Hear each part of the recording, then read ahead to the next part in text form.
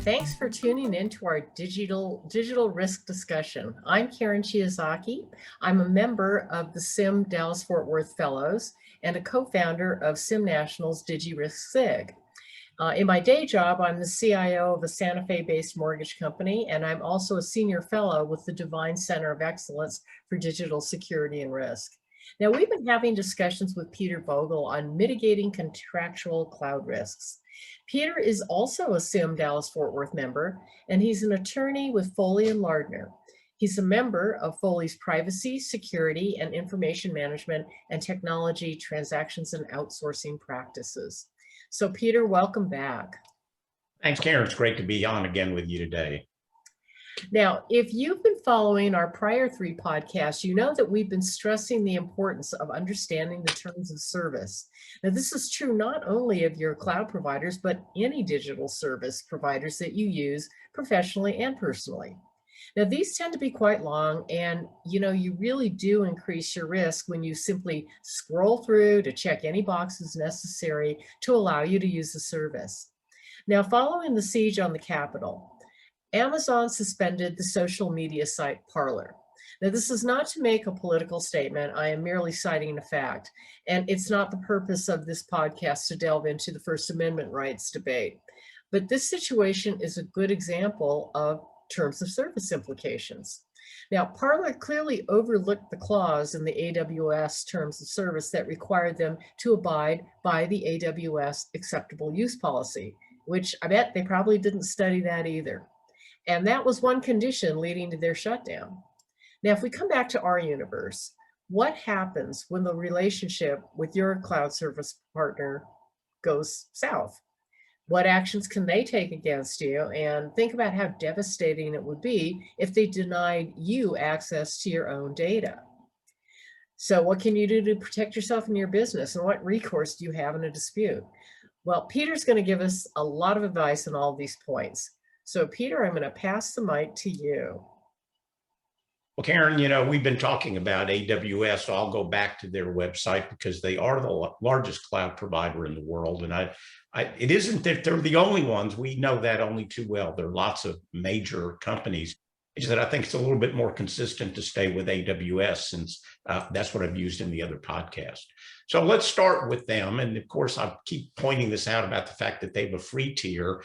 You don't get the same services if you don't pay a fee. So there's a trade-off, and that's a decision I think every business needs to make. Also, let me point out again about how the last time they updated their customer agreement was November 30th, 2020. I think a lot of people don't bother to ever look to begin with, but sometimes these terms change and they don't tell us about it. And we have to find out just by investigation. So let's talk about termination for convenience. And just for the SIM members who are watching this to remember back to business law, if you ever took that, what that means is you as the customer can terminate anytime you want. It's for your convenience. And according to the AWS, they can terminate for their convenience anytime they want with 30 days notice. Do you think your business would survive if you had to migrate to a new cloud provider in less than 31 days? See, I think that's a huge issue. Most people never give any thought to that.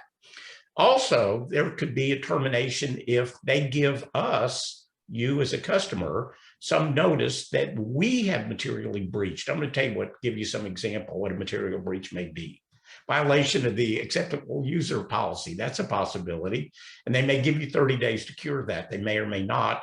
It depends on what the offense is, or if you don't pay, or if you violate some law. And the law could be something like a privacy law in another country. So that's pretty good reason. But if they give you 30 days notice of a material breach, you have the right to do that.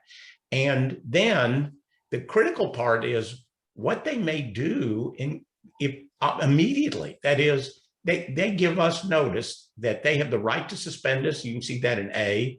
Or B, if their relationship with the third-party software provider changes, Or C, and I think this is the one that Caren was kind of addressing, and that was compliance with a law, a request from a governmental entity. They could just shut you down immediately. You have no control over it.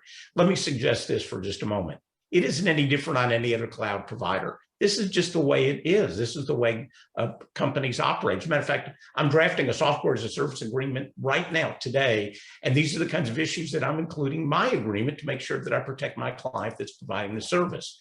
But one of the effects of the termination is that you, the customer, remain responsible for all the fees and charges. And that's not bad, I think, because it allows you to pay, and then you can get your data back, but they're not going to give it back to you until you pay. So you got to keep in mind, if you're in financial trouble, if your company's not doing well and you don't have cash and you don't pay, they're going to turn you off and you may not get your data. So you need to figure out a way to get that data. And then the post-termination is they won't take any action right away, but if you don't pay the money within a certain reasonable length of time, 30 days in this case, then they're going to say they will not give you back the data. And that's a real problem. Now, what do you do with disputes? Well, the dispute section, which is very interesting, is they say governing courts, and we'll talk more about that in the next podcast as well, is that it depends on where we're operating. If this is the Amazon web in Korea, that's different than the Amazon web in the United States. But you can see the dispute will be a binding arbitration rather than court. Let me take a minute and kind of explain what that means.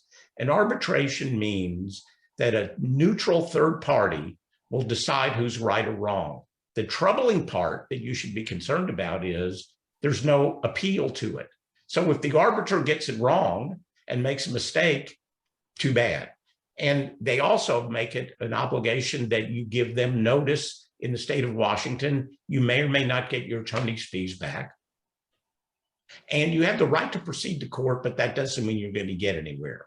So these are the kind of actions and the things that come out of it, Caren, and I'm happy to try and answer more specific questions that you might have.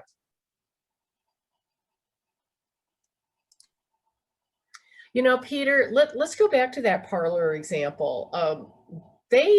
I think it was pretty much like overnight, they just got shut off. How could that have happened? Well, as you mentioned earlier, and I kind of brought it up, the acceptable use policy, which virtually nobody looks at. Well, that includes, let's just put aside the political issue about violating a law. It could be a copyright infringement. It could be, a trademark infringement. All kinds of things like that are causes to be taken down under the DCMA, the Digital Copyright Act. From around, I think it was 2000.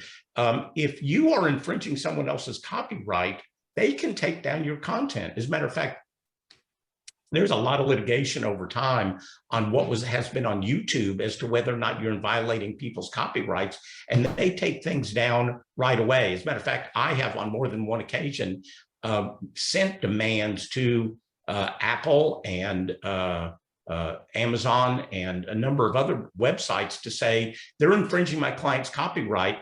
And if you prove all the elements in a letter, they'll just take it down right then. They let the website have to prove they're not violating it because they don't want to get in the way. Under the DCMA, what happens is they have a duty, if they're told that somebody's violating the Copyright Act, they have to act on it because the way the act is written, and it's being considered right now in Congress, that's why I'm bringing this up, is that the way the law was written is that if on any given day, let's say Amazon or somebody else, they would have no way of knowing whether or not content was infringing because there's so much content there. And it's the old philosophy that a bookstore wouldn't get in trouble for selling pornography because there's no duty on a bookstore to look at every book that comes in the door. But if somebody says, hey, you've got pornography on their shelf, then they have a duty under the Copyright Act to do something about it. And so that's the way that law is written. So if they get a notice YouTube is violating some copyright, they will take it down if you prove all the elements. Like I say, I've done that on Apple, the Apple App Store, all different places will do that. So I think the problem is you have to combine what are the copyright, trademark, and laws around the world, and who might be infringing. Putting aside the politics of it, these things happen actually every day. It's just that I think why that was so highlighted was because there were political things going on social media, and then it just took off. But we also talk about solar winds and all these cyber intrusions that if you're a user of, like, let's say SolarWinds, and you're using AWS as your host, and you allow malware and everything to get in there, they can take you down too. I mean, that's another circumstance for violating the acceptable use policy. Yeah, I think back to we're all like rushing to the cloud, or a lot of us have already rushed to the cloud, and you have to be really careful because there might be a circumstance where you can cloud too much, and I'll tell you, it's. I mean, just having our discussions and, having worked with you previously, you really do need to have good legal advice. You can't just say, oh yeah, this is easy, I'm just going to go put my stuff in the cloud, because you can really be exposing yourself to serious liability if you don't understand the nature of the agreements that you're signing. Right. And as I pointed out, I'm in the midst of drafting a software as a service agreement for a client that they're kind of changing their business model, and they've developed some technology and they want to offer it to other customers. Well, if we later find out we are violating somebody's patent, or there's a trade secret and misappropriation going on, that potentially puts that software as a service at risk, that they're selling that service to a third party. And so I'm sure everybody in today's world, I like the way you say that, is who has on-prem anymore? I mean, the whole notion of on-prem almost doesn't exist. I have a client that actually does have on-prem, and it kind of hurts my head every now and then when they tell me, they remind me about it. But they're in healthcare, and they do that because they think they can protect their systems better if they're on-prem than if they're in the cloud. And so I think it depends on the environment, because I had a large healthcare provider a few years back that the DR as a service failed, and they had no service. I think I mentioned this, for 27 hours. And so if you're a patient and they have no way to manage your personal health information while you're in the hospital, that's a pretty scary proposition for 27 hours. Yeah, absolutely. Well, Peter, another fascinating discussion with you. And I would say just as in any relationship that you're about to enter into, if you have a lot to lose, you want a good prenup. And that's where people like Peter come in. Yeah. Well, the other part of it, and I think, and I'm just commenting from the standpoint of how we as lawyers get dragged in to become specialists in one thing or another. I mean, Caren, you and I talk about this. I had a career in the IT industry before I went to law school, but most lawyers that end up in IT in today's world, they don't have that kind of technical background. And so they're many of them are learning as they go, and they don't really understand the technology. Like, for instance, I'm in the midst of doing a couple of major audits for some of the big software vendors, and having the conversations with the technology folks. They do not speak English. And so the dangerous part is, what information are they telling to the vendors when they're in those private meetings and having audits? It scares me, seriously, when I hear what they have to say. Yeah. Well, Peter, thank you again for joining us. And our next podcast is actually going to be the last one in this series. And we're going to talk about when it's time to kiss and say goodbye to your cloud provider. So please join us until then. I'm Caren Shiozaki, and thanks again to Peter Vogel. Okay, thanks, Caren. It was a lot of fun. If you have any questions, please email them to digiriskSig@simnet.org. We'll be happy to get the answers, and they will be posted on the DigiRiskSig website. And again, this podcast was produced in collaboration between the Dallas-Fort Worth SIM Fellows Group and the SIM DigiRiskSig. Thank you.